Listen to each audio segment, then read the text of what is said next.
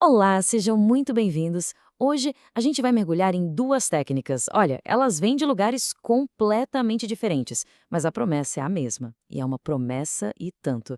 A de criar milagres, sim, milagres visíveis no nosso mundo, usando só o poder que a gente tem aqui dentro. E para começar, vamos direto para uma história que, sério, desafia qualquer lógica. Então, vamos lá. A nossa história começa num lugar bem improvável, uma ala psiquiátrica inteira. E não era qualquer ala, não. Era cheia de pacientes que todo mundo já tinha desistido, sabe? Considerados perigosos, incuráveis. E essa ala foi transformada de um jeito radical. O mais maluco? Nenhum paciente sequer sentou para uma sessão de terapia direta. Como assim, né? Pensa um pouco sobre isso. Será que é possível mesmo curar alguém, e digo cura profunda, sem nunca ter trocado uma palavra com essa pessoa? Sem nem mesmo ter encontrado ela cara a cara? Essa pergunta, que parece coisa de filme, está no coração de um dos casos mais, extraordinários da psicologia moderna. Vamos tentar imaginar o cenário. Pensa no lugar mais difícil, mais desafiador que pode existir para uma cura acontecer.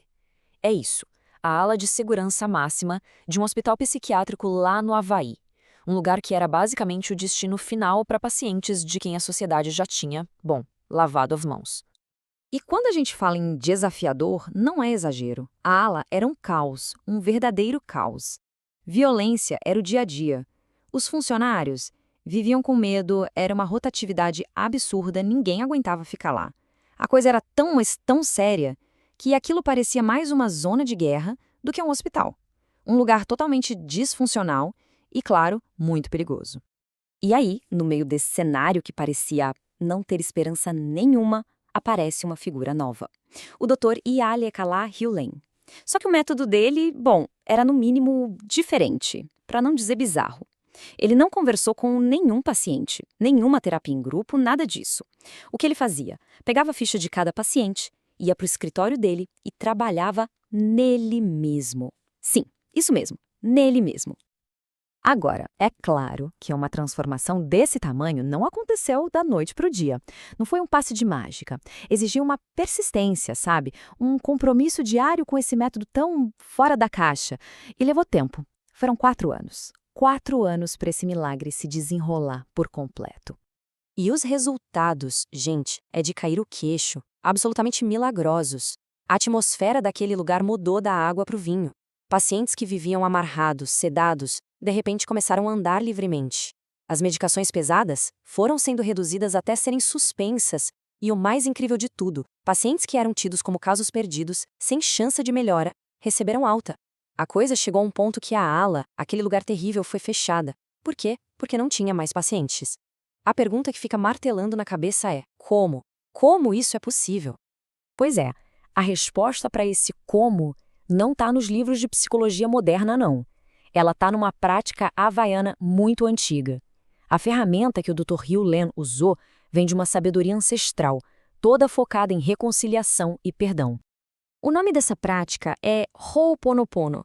Se a gente for traduzir, seria algo como corrigir um erro ou colocar as coisas no lugar certo de novo. E a ideia central, a grande sacada, é que os erros, os problemas, eles não estão lá fora, sabe? No mundo, nas outras pessoas, eles estão dentro da gente. São como memórias, programações que ficam rodando no nosso sistema, muitas vezes sem a gente nem perceber. E olha que interessante, antigamente o Ho'oponopono era uma coisa feita em grupo, em comunidade. Era tipo uma sessão de terapia familiar, sabe? Conduzida por um sacerdote para trazer a harmonia de volta. Mas aí, já no século XX, uma mestra, uma kahuna, chamada Morna Simeona, pegou essa prática e adaptou. Ela transformou o Ho'oponopono numa ferramenta super poderosa de autocura, que qualquer um pode usar, sozinho. E foi exatamente essa versão que o Dr. Hewlett usou lá no hospital. E aqui vem o ponto que talvez seja o mais chocante e poderoso do Ho'oponopono, a ideia de responsabilidade total.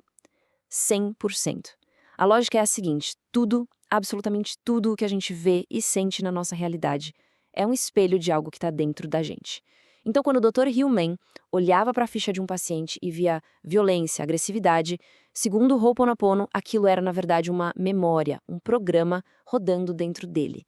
E o pulo do gato é esse: se o problema está dentro de mim, então eu tenho o poder de limpar isso. E como é que se faz essa limpeza?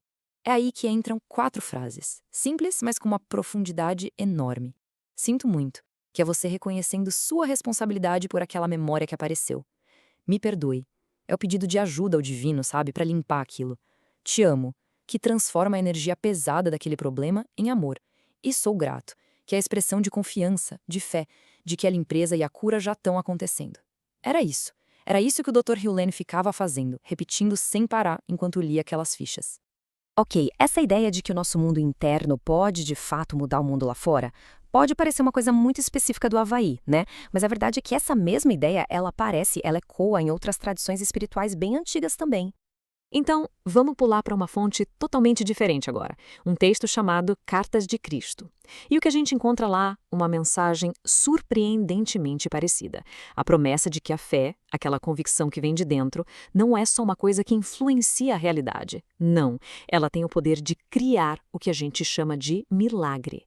E mais, o texto diz que dá para fazer não só o que já foi feito, mas coisas ainda maiores.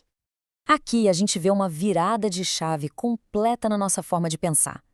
A maioria de nós vive no modo ver para crer, certo? A gente precisa da prova, precisa ver com os olhos para acreditar. O princípio que as cartas ensinam é o exato oposto. É crer para ver. A fé, nesse contexto, não é uma esperança passiva, de braços cruzados. É descrita como um músculo que pode ser treinado, uma força que cria ativamente a realidade, que só depois a gente vai perceber com os nossos sentidos. E é aqui que a ponte entre as duas tradições fica super clara. Assim como no Ho'oponopono, as cartas de Cristo estão dizendo a mesma coisa. O mundo lá fora é um espelho do que está aqui dentro.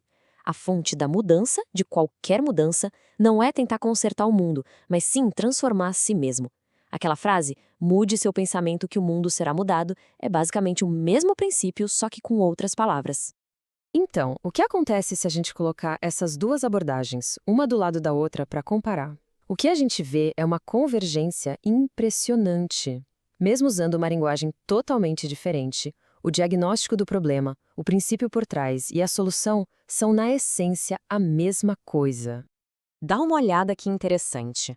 O Ho'oponopono diz que o problema são as memórias internas negativas. Já as cartas de Cristo falam em falta de fé ou pensamentos impuros. O princípio guia do Ho'oponopono, 100% de responsabilidade.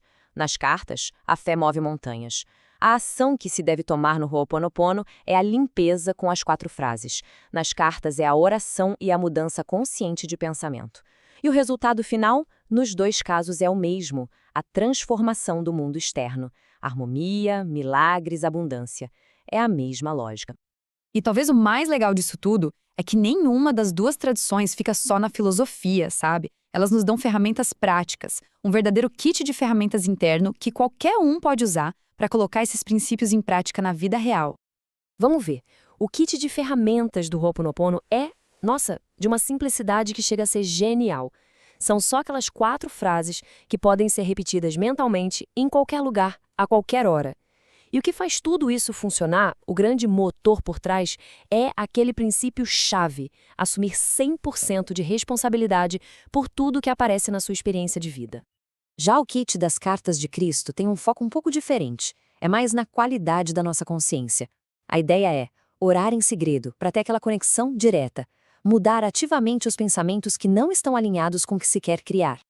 Cultivar a fé como se fosse uma certeza absoluta, mesmo antes de ver qualquer prova física. E, claro, emanar amor a partir de dentro.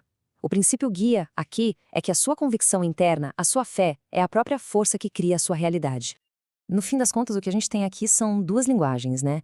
Uma que vem de uma tradição ancestral do Havaí e outra de uma visão mística cristã. E as duas estão apontando, com dedos diferentes, para a mesmíssima verdade fundamental. O poder de criar, de curar, de transformar o mundo à nossa volta, ele não está lá fora, ele está aqui dentro. E é um poder universal, que está aí, acessível para todo mundo. A história do Dr. Hugh Lane e os ensinamentos das cartas de Cristo são mais do que só histórias bonitas e inspiradoras. Elas são, na verdade, um convite para a gente reconhecer o poder gigantesco que mora dentro de cada um de nós. E aí a questão final não há mais se esse poder existe. A verdadeira questão é, já que ele existe, que realidade vamos escolher criar com ele?